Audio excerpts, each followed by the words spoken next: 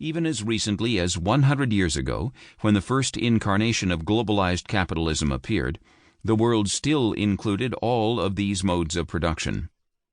Following the Russian Revolution, capitalism shared the world with communism, which reigned in countries that contained about 1/3 of the human population. None but capitalism remain today, except in very marginal areas with no influence on global developments. The global victory of capitalism has many implications that were anticipated by Marx and Engels in 1848.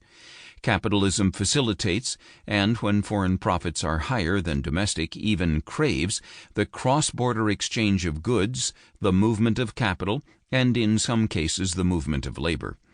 It is thus not an accident that globalization developed the most in the period between the Napoleonic Wars and World War I, when capitalism largely held sway, and it is no accident that today's globalization coincides with the even more absolute triumph of capitalism. Had communism triumphed over capitalism, there is little doubt that despite the internationalist creed professed by its founders, it would not have led to globalization. Communist societies were overwhelmingly autarkic and nationalistic, and there was minimal movement of goods, capital, and labor across borders. Even within the Soviet bloc, trade was carried out only to sell surplus goods or according to mercantilist principles of bilateral bargaining. This is entirely different from capitalism, which, as Marx and Engels noted, has an inherent tendency to expand.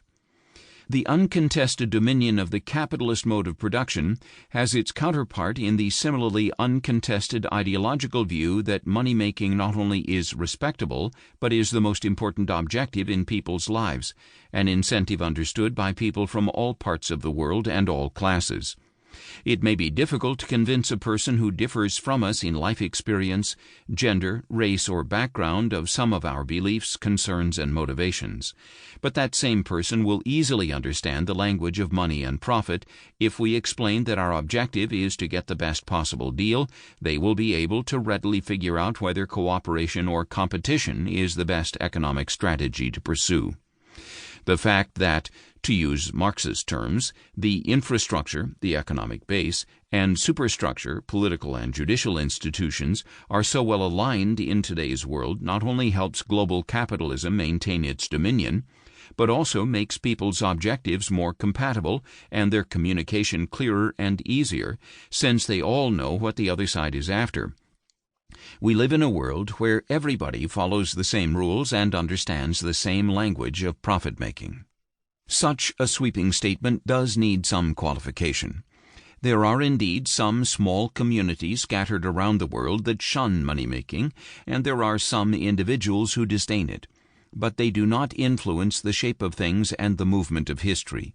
The claim that individual beliefs and value systems are aligned with capitalism's objectives should not be taken to imply that all our actions are entirely and always driven by profit.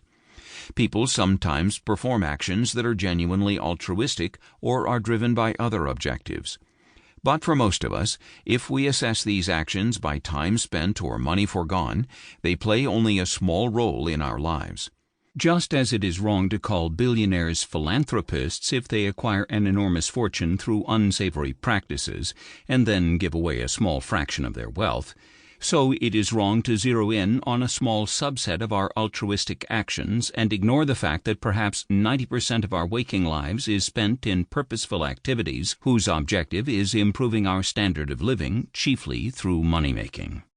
This alignment of individual and systemic objectives is a major success achieved by capitalism, one I discuss more in Chapter 5.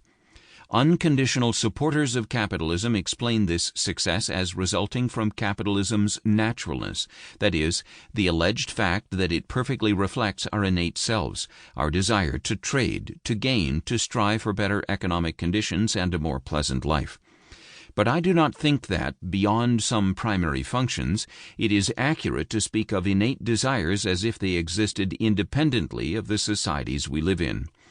Many of these desires are the product of socialization within the societies where we live, and in this case within capitalist societies, which are the only ones that exist. It is an old idea, argued by writers as distinguished as Plato, Aristotle, and